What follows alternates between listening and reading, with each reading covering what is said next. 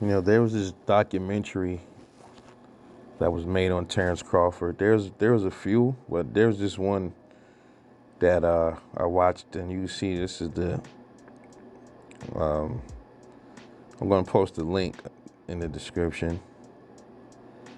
But I saw like one little piece of this documentary in the past. I never sat down and actually watched it till today.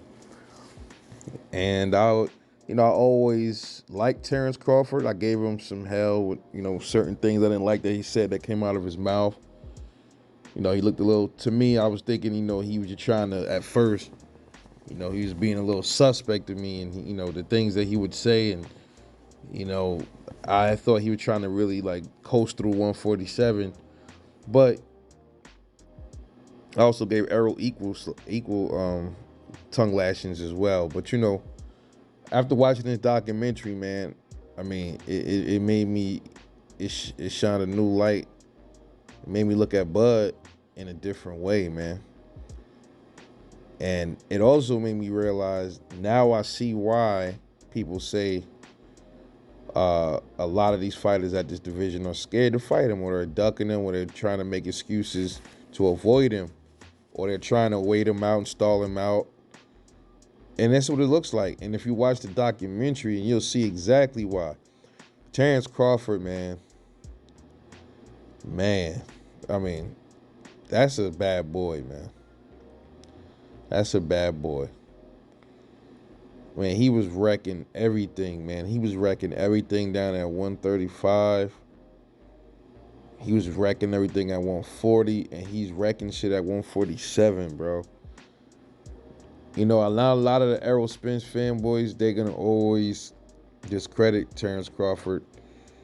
They like to try to, they know not to talk about 135, 140.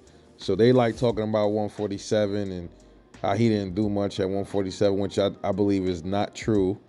That's a myth. That's a myth. He got a belt. He got a fucking belt, dude. He took a belt off of somebody, bro. You gotta give that man his credit.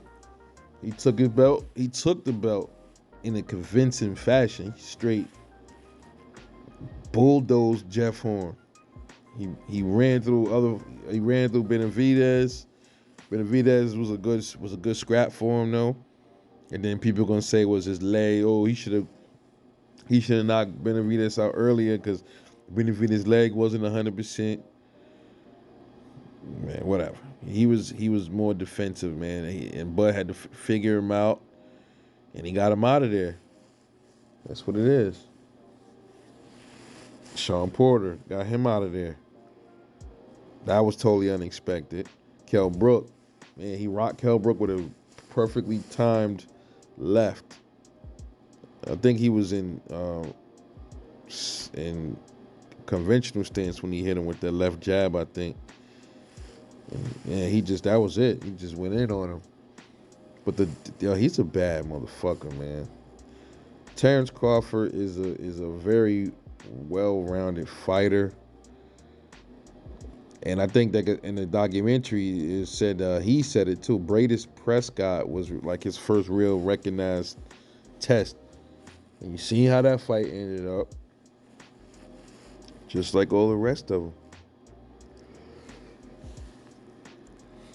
So when you see these guys like, Errol Spence, he says he wants the other strap. He's coming after Terrence Crawford, the WBO. I'll be honest, man, at this point, I think it may just be some kind of fear or something going on, man. These dudes, they just don't seem like they're really interested in much as fighting Terrence Crawford. Vice versa, as much as he is interested in them, it don't seem like it's the same energy. But the documentary, man, opened my eyes to a lot of stuff.